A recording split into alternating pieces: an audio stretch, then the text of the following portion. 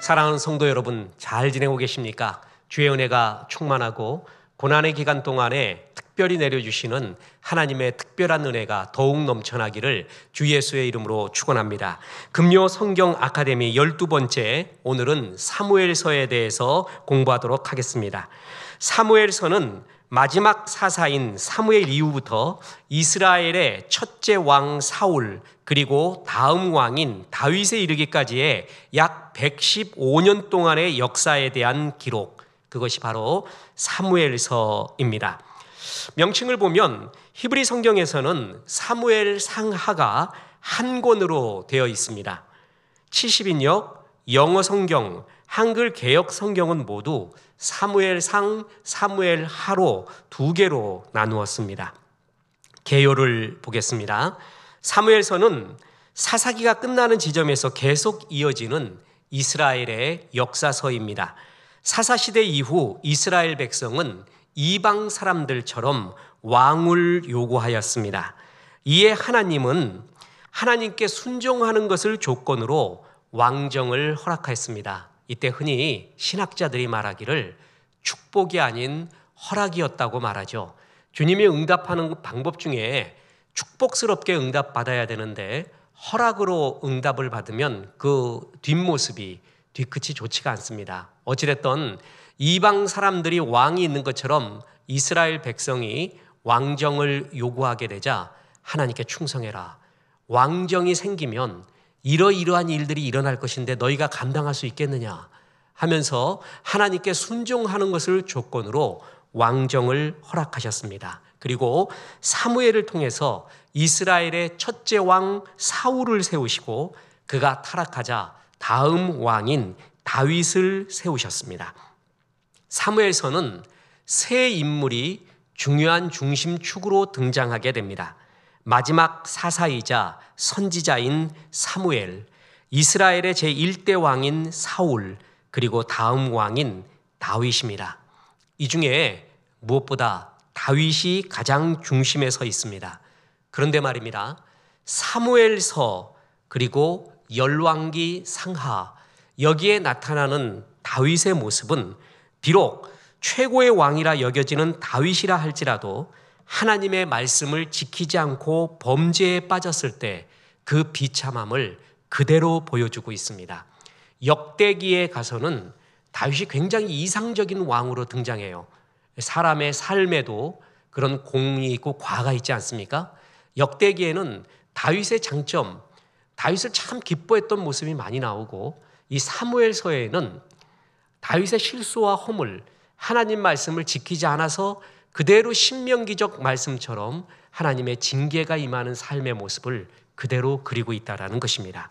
결국 사무엘서의 주요 주제는 이스라엘의 왕은 인간이 아니라 하나님이신 것을 강조하는 성경입니다. 이 세상 수많은 왕이 있고요. 회사에도 공동체에도 다 리더가 있지만 진정한 왕은 하나님이시라는 것입니다. 이것을 늘 기억하고 있어라. 그것이 사무엘서의 아주 중요한 강조점입니다. 자, 우리가 큰 그림으로 사무엘서가 어디에 속해 있는가를 한번 보도록 하겠습니다. 창조하고 타락 나오고 출애굽하고 가나안 입성하고 사사시대가 다음에 이제 사무엘서가 등장하는 겁니다. 그리고 이제 통일왕국이 돼서 거기에 사울과 다윗의 이야기, 그리고 솔로몬 이후로 분열되는 이야기가 나오지 않습니까? 저 분열 쪽으로 갔을 때는 열왕기고, 지금은 그 전의 상황이 바로 사무엘서가 차지하게 되는 위치라는 것입니다. 주요 구조를 보도록 하겠습니다. 마지막 사사이자 선지자인 사무엘의 이야기, 이것이 사무엘서에서 아주 중요합니다. 그런데 이 사무엘은 사무엘 혼자만 놓고 우리가 은혜를 받을 수 없습니다. 반드시 사무엘이 나올 때 등장하는 어머니 한나가 있습니다. 한나는 무자했습니다. 자식이 없었어요. 그래서 하나님께 기도함으로 사무엘을 얻었고, 기도하는 중에 그는 처음에는 단지 아들을 얻기 위하여 기도했지만 점점 기도가 깊어지면서 하나님의 마음과 통하는 기도가 되어서 하나님이 내 자식을 쓰시기를 원하는구나 라는 주의 마음을 깨달아서 하나님께 드리기로 기도했습니다. 사무엘상 1장 11절에 보면 서원하여 이르되 만군의 여호와여 만일 주의 여종의 고통을 돌보시고 나를 기억하사 주의 여종을 잊지 아니하시고 주의 여종에게 아들을 주시면 내가 그의 평생의 그를 여호와께 드리고 삭도를 그의 머리에 대지 아니하겠나이다. 하나님 쓰십시오 라고 기도하고 있죠. 자, 우리의 모든 기도는 말입니다. 부족하고 아프고 어렵기 때문에 시작합니다. 그래서 도와달라고 기도합니다. 이런 기도를 굴복적인 기도라고 생각하면 안 됩니다. 거의 우리 인간은 진솔한 마음으로 하나님께 도움을 구하는 기도부터 시작을 하게 돼요. 문제가 아파요. 날 찌르잖아요. 그래서 그때부터 기도를 시작하는 거예요. 그런데 그 기도가 깊어지면 이제 이 문제를 넘어선 하나님의 마음을 알게 됩니다. 아니, 이 문제가 내 눈앞에 있게 된 하나님의 큰 섭리를 보게 됩니다. 그 이른바 하나님 마음에 통하는 기도를 하게 되는 거죠. 처음에 우리의 문제를 놓고 아픔을 놓고 기도를 시작하세요. 근데 이제 단순히 몇 번 기도하지 말고 오랫동안 반복해서 기도하십시오. 예수님이 그랬지 않습니까? 중요한 기도는 오래 하고 반복해야 됩니다.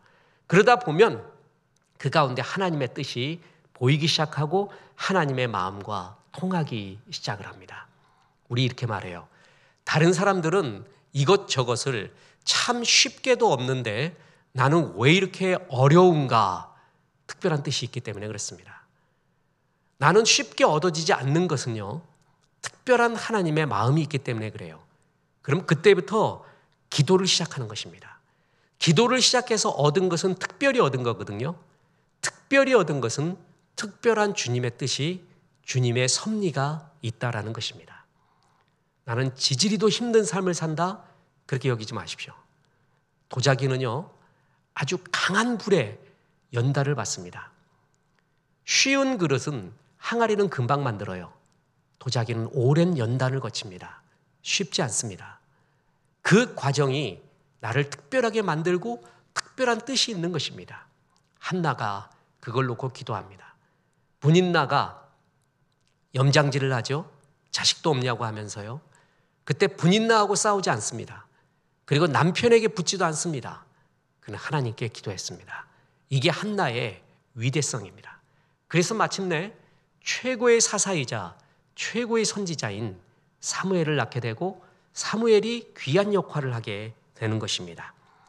오늘도 기도의 어머니 한나를 모두가 기다리고 있습니다. 기도의 어머니 되셔서 나라와 민족 그리고 교회, 가정에 우리 어머니가 진짜 영적인 보물이고 영적인 어머니구나 하는 귀한 은혜의 말씀을 듣기를 주 예수의 이름으로 축원합니다. 그래서 사무엘이 역할을 하는데 사무엘은 사사와 제사장과 선지자의 역할을 한 마치 예수님의 삼중 역할을 다 하게 되는 그 역할을 통합한 것이 바로 사무엘이었다는 것이죠. 사사시대에서 왕정시대로 전환하는 중요한 고리의 역할을 했고 사울과 다윗에게 기름을 부어 왕이 되게 하며 백성들을 치리하는 귀한 사역을 하게 됩니다. 그렇다면 사무엘이 어떻게 이 훌륭한 사역을 완수할 수 있었는가? 그 이유가 무엇인가? 그게 사무엘상 12장 23절에 나옵니다. 보세요. 나는 너희를 위하여 기도하기를 쉬는 죄를 여호와 앞에 결단코 범하지 아니하고 선하고 의로운 길을 너희에게 가르칠 것인즉. 바로 이거죠. 기도하기를 쉬지 않는 죄. 참 이게 많이 기도에 인용되는 구절이잖아요. 그럼 기도 쉰다는 것은 죄라는 얘기죠. 나는 기도하기를 쉬는 죄를 여호와 앞에 결단코 범하지 아니하겠다. 그리고 선하고 의로운 길을 너희에게 가르치겠다. 이 마음으로 사역을 했어요. 찰스 스펄전 목사님이라고 있습니다. 최고의 설교가라고 여겨지는 목사님들의 귀한 영감을 주는 옛날 영국의 설교가죠. 설교의 황제라고도 불립니다.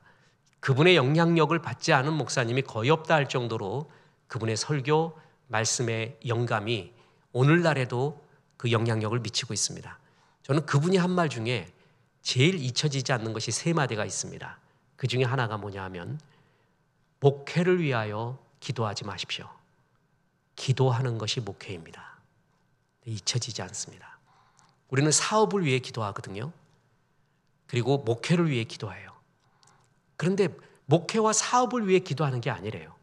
기도하고 말씀 보는 것 자체가 그것이 목회고 그것이 사업이래요.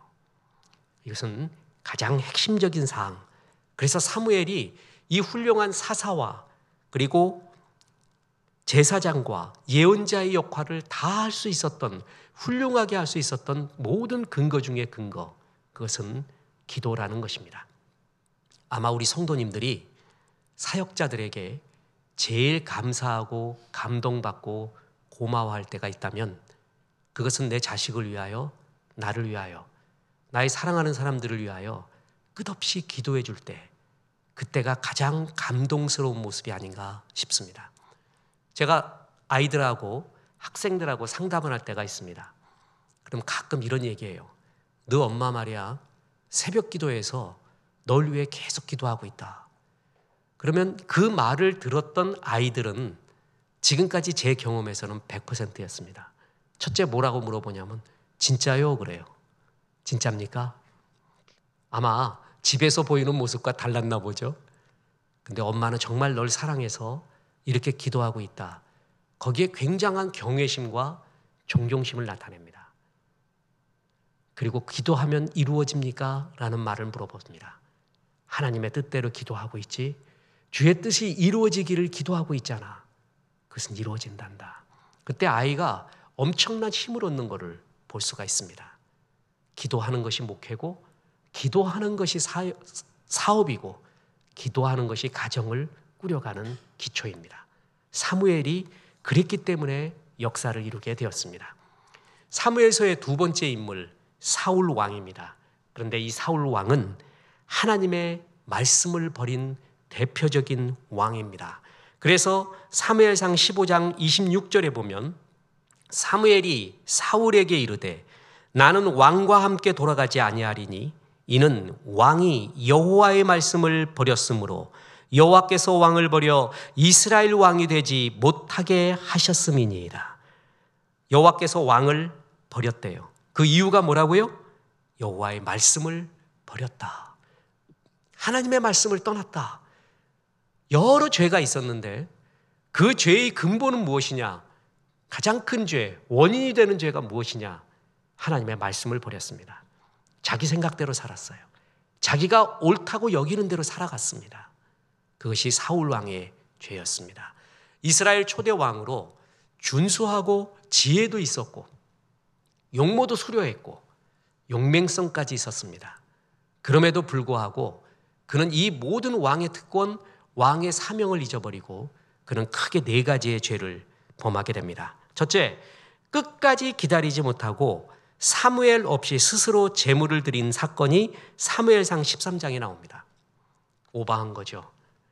자기의 역할을 벗어난 겁니다. 교만이 뭔지 아십니까? 교만은 자리를 이탈한 거예요. 그 말은 해서 안 돼요. 그 일은 해서 안 돼요. 그것까지는 가서는 안 돼요.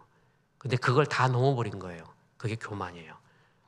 천사장 루시퍼가 교만, 자기 자리를 이탈했죠. 그래서 지극히 높은 자, 또 most high, 하나님과 비길이라 하는 그 자리를 이탈하게 됩니다. 그것이 마귀가 된 근본 원인이 돼요. 교만은 아무리 멋있게 행동하더라도 그 위치와 자리를 이탈하게 될 때 사울이 그랬습니다. 사무엘이 드려야 되는 그 제사를 자기가 드리게 됩니다. 두 번째 죄가 있습니다. 하나님이 아말렉을 진멸하라고 했는데 그 명령에 불순종한 사건, 그게 사무엘상 15장에 나옵니다. 이때 구약에서 굉장히 해석하기 어려운 헤렘, 여호와의 진멸하라는 성전 개념이 있습니다. 싹 죽이래요. 관련된 모든 걸 다 죽이래요. 이걸 헤렘 명령이라고 하는데 쉽지 않은 해석입니다. 왜 그러는가? 영적으로 보면 마귀의 역할을 하는 것은 우리가 악은 어떤 모양이라도 버리라고 말했듯이 아말렉은 악의 악, 하나님이 싫어하는 악을 다 가지고 있는 제일 안 좋은 악의 상징이 아말렉이었습니다. 이 아말렉 족속은요, 이스라엘의 항상 뒤편에서요, 처진 사람, 그 사람들을 충동해서 불평하게 하고 불만하게 하고 충동질을 하고 이스라엘의 분열을 일으키는 맨날 악 같은 존재들이에요. 그게 아말렉이었어요. 그래서 하나님은 아말렉을 되게 싫어했습니다. 그래서 아말렉은 헤렘, 진멸을 하라. 근데 사울은 하나님께 좋은 거 드리려고 남겨놨습니다. 이렇게 변명하면서 진멸하라는 하나님의 명령을 거부합니다. 이것이 두 번째 잘못이었습니다. 세 번째, 위기를 맞았을 때 엔돌의 신접한 여인을 찾아가 도움을 청하는 사건, 그게 사무엘상 28장에 나옵니다. 가서는 안 되는 곳이죠. 하나님을 찾아야죠. 어떻게 신접한 여인을 왕이, 그것도 하나님의 백성이라고 하는 이스라엘의 왕이 그곳을 찾아갑니까? 망하더라도 그곳은 가지 말아야죠. 그럼에도 불구하고 그는 이런 엔돌의 신접한 여인을 찾아가는 엄청난 죄악을 범하게 됩니다. 네 번째로 다윗을 시기 질투하여 왕권을 걸고 젊음을 걸고 자기의 권력을 걸고 다윗 죽이는데 정사를 보지 않고 전력을 다합니다. 이것이 사울 왕의 죄악이었습니다. 그래서 사울은 블레셋과의 전투에서 전사하게 됩니다. 사무엘상 31장의 이야기입니다. 그래서 이제 세 번째 사무엘서의 가장 중요한 다윗이 나옵니다.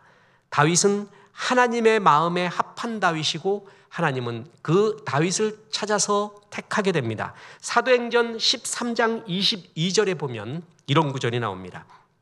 패하시고 다윗을 왕으로 세우시고 증언하여 이르시되 내가 이새의 아들 다윗을 만나니 내 마음에 맞는 사람이라 내 뜻을 다 이루리라 하시더니, 내 마음에 맞는 사람, 개역 한글에서는 내 마음에 합한 사람, 아브라함을 가리켜서는 나의 벗이라고 했어요. 굉장히 좋은 별칭이죠. 하나님의 애칭입니다. 사울 후에 나온 다윗을 향해서는 내 마음에 합한 자, 내 마음에 맞는 자. 도대체 다윗의 삶 중에 어떤 것이 하나님 마음에 그렇게 맞았을까요? 합했을까요? 우리가 사무엘서를 통해서 본 다윗의 모습은요, 잘한 것보다도 못한 것 거의 세임입니다. 거의 똑같습니다. 그렇게 허물이 많습니다. 그럼에도 불구하고 하나님은 다윗을 내 마음에 맞는 자, 내 마음에 합한 자라고 합니다.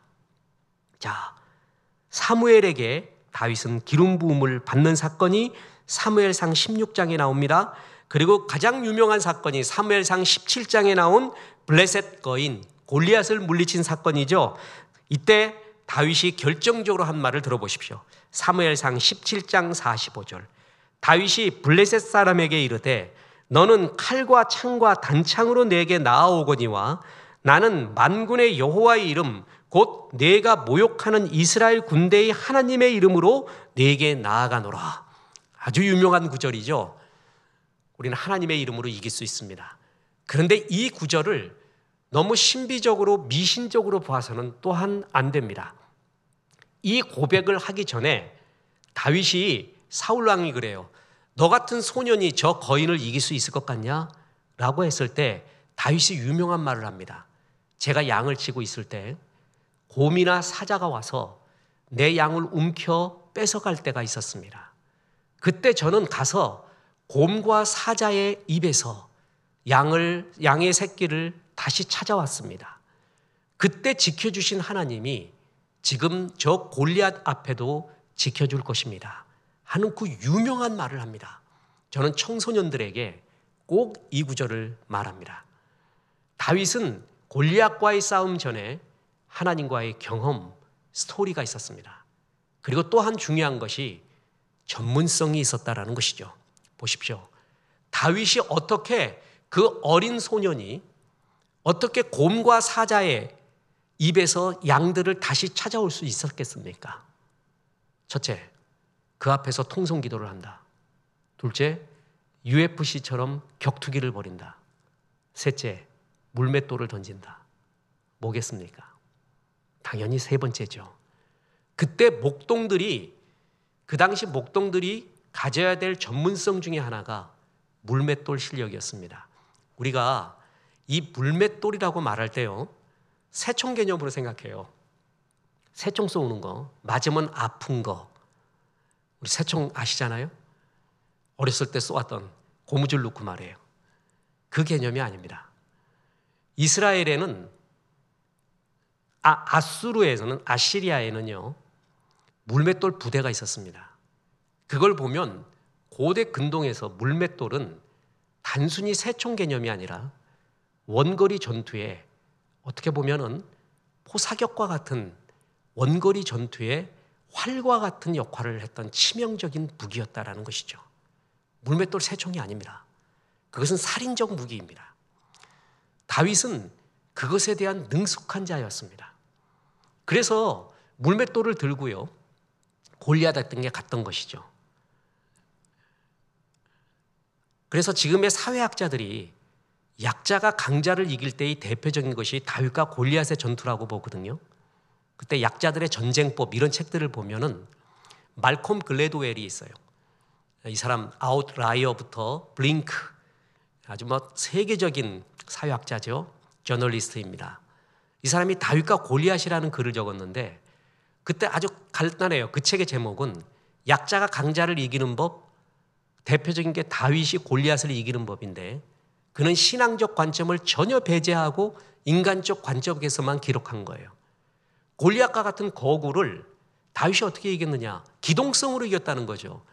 아예 맞붙어서 손이라도 한번 잡으면 다윗은 그 자리에서 끝나는 거잖아요. 아예 붙지 못하게 원거리에 떨어지는 거예요. 골리앗의 최고 문제가 뭐예요? 기동성이죠. 다윗은 뭐라고요? 나중에 사울 왕이 갑옷을 주는데도 이것은 나에게 맞지 않습니다라고 벗어요. 그리고 자기가 늘 해왔던 물맷돌 들고 날래게 뛰어가면서, 성경을 보면 뛰어가면서 던졌대요. 어느 정도인지 알겠죠?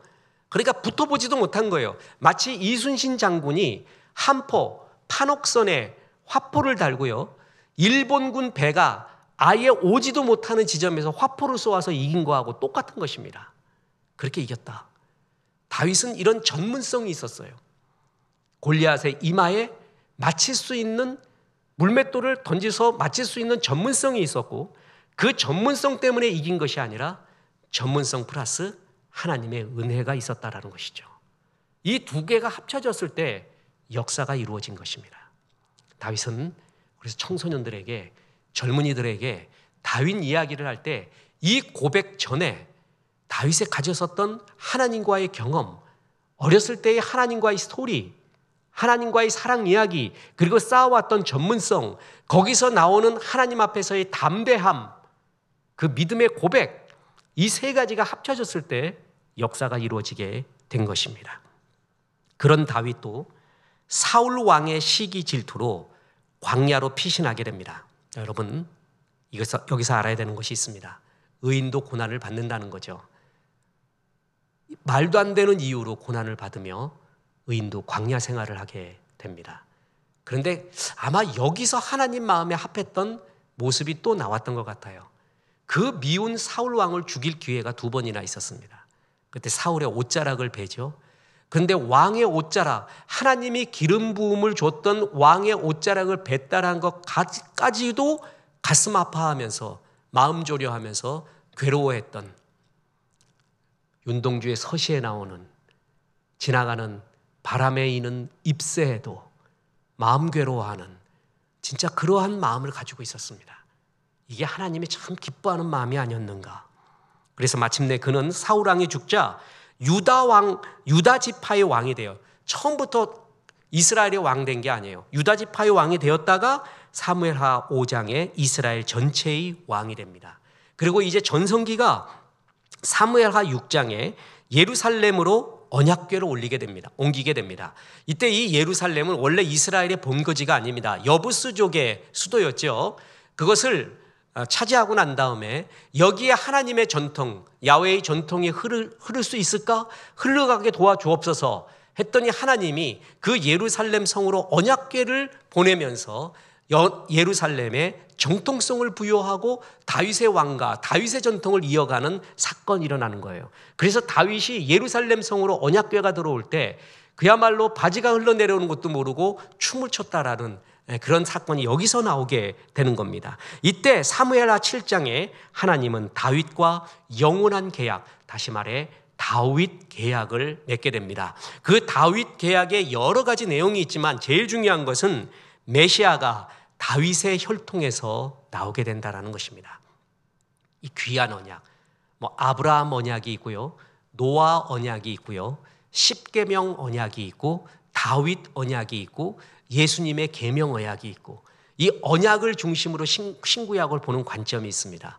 그 언약 중에 참 중요한 것도 다윗의 언약이에요. 다윗이 하나님이 그렇게 좋아했나 봅니다. 이 다윗과 새로운 언약을 맺을 정도였습니다. 그러나 다윗은 충신 우리아를 죽이고요, 그 아내 밧세바를 취하는 범죄를 범하게 됩니다. 사무엘하 11장 12장에. 그런데 역시 다윗은 흠이 없어서 다윗이 아니라 흠이 있음에도 불구하고 하나님의 말씀이 임할 때 바로 회개합니다. 회개의 왕이었습니다. 저는 다윗이 왜 하나님 마음에 합했는가? 첫 번째 이유로 저는 회개의 왕이었다. 그래서 하나님 마음에 합했다라고 믿습니다. 나단 선지자가 나단하고 등장했죠. 그래서 죄를 말하니까 그는 회개합니다. 그리고 솔로몬을 얻게 되죠. 그러나 죄의 값은 현실적 보응도 너무나 썼습니다. 사랑하는 아들 압살롬에 의해서 반역을 당합니다. 그게 사무엘하 15장에서 19장까지 나옵니다. 참 가슴 아픈, 제일 아름답고 수려하고 총명했던 사람에게 배신을 당합니다. 그래서 얼마나 아팠으면 압살롬아, 압살롬아, 압살롬아 3번이나 외쳤겠어요? 또 다윗은 사무엘하 24장에서 인구조사를 하는 범죄를 범하게 됩니다. 인구조사가 왜 범죄냐 하면 그때까지는 야훼의 전쟁이거든요. 하나님의 전쟁. 하나님께 묻고 전쟁을 했어요. 인구조사를 해가지고 내 군대가 얼만가라는 걸 봐서 이 정도의 군대면 저 나라를 이길 수 있겠구나. 하나님 없이도 내 군대의 힘으로만 이길 수 있겠구나 하는 하나님 떠난 내 왕권 권력의 상징. 그것이 인구조사예요. 하나님이 이걸 너무나 싫어했습니다. 그래서 갓 선지자를 통하여서 책망을 했더니 다윗은 또 회개합니다. 다윗의 이 잘못으로 인해서 이스라엘 온 백성이 온역으로 고생을 하게 됩니다. 다윗은 회개 후에 아라우나의 타작마당에서 번제를 드리면서 사무엘서가 끝나게 됩니다. 사무엘서에 나오는 다윗, 그는 블레셋 거인 골리앗을 물질른 영웅이기도 하고 나라를 융성하게 하는 성광이기도 하였지만 우리와 똑같은 실수, 아니 더 큰 죄악과 실수를 범하는 허물 많은 인간이었습니다. 그랬더니 신명기 말씀 그대로 네가 충성하면 복을 얻고 네가 불순종하면 징계와 저주를 받으리라는 그 말씀 그대로 다윗은 엄청난 보응을 받게 됩니다. 왕이라 할지라도, 하나님 마음에 합한 자라, 택함을 받은 자라 할지라도 하나님 말씀을 어겼을 때 이러한 엄청난 질책과 아픔이 오게 된다는 것입니다. 그럼에도 불구하고 다윗은 늘 회개했습니다. 회개하고 돌아오고 회개하고 돌아오고. 교만은 끝내 회개하지 않는 것이 교만이에요. 다윗은 이런 말랑말랑한 마음, 따뜻한 마음을 갖고 있어서 늘 회개의 왕이었습니다. 그래서 하나님이 다윗을 그토록 좋아했나 봅니다. 그렇습니다. 사무엘서는 사사기 이후에 사무엘 선지자를 통하여서 마지막 사사인 또한 사무엘을 통하여서 사울과 다윗을 기름 부으며 왕정 시대로 넘어가는 이야기, 그 이야기를 기록한 것입니다. 이스라엘은 이방 족속들을 본받아서 왕을 요구했습니다. 하나님은 가슴이 아팠습니다. 진짜 왕은 나인데. 그러면서 조건을 둡니다. 철저하게 순종해라. 왕도 하나님께 순종해야 된다. 제도적으로 왕이지만 진짜 왕은 야훼 여호와 하나님이다. 근데 사람들이 왕이 종종 그걸 잊곤 합니다. 그리고 이제 솔로몬 이후 분열 왕국 시대에는 왕이 되어버렸어요. 전부 하나님을 떠난 역사가 특히 북왕국에서는 거의 전부였습니다. 진정한 왕은 하나님이십니다. 내 마음의 왕도 인생의 왕도 이것을 놓치지 않을 때 하나님 앞에서 우리는 승리하게 되고 주의 은혜를 받게 됩니다. 그리고 다윗처럼 잘못됐다 할지라도 주의 말씀이 임하고 하나님의 은혜가 임하면 즉시 돌아오는 회개의 왕, 하나님이 원하는 종들은 바로 이런 종들일 것입니다. 우리 누구도 어느 누구도 완벽하거나 균형 잡히거나 의로운 사람은 없습니다. 우리는 늘 죄 많고 허물 많고 죄성 가득한 존재들 아니에요? 늘 하나님의 말씀이 임할 때 다윗처럼 어린아이와 같이 회개하며 주 앞에 늘 돌아와서 성화를 이루는 주의 종들, 사무엘서는 이런 또 하나의 주제를 우리에게 말하고 있습니다. 이러한 다윗처럼 그리고 아름답게 사역한 사무엘처럼 그 어머니 한나처럼 또한 실패의 반면 교사인 사울왕을 우리는 본받지 말으면서 하나님 앞에 아름다운 성화 이루어 가시기를 주 예수의 이름으로 축원합니다. 기도하겠습니다. 하나님 감사합니다.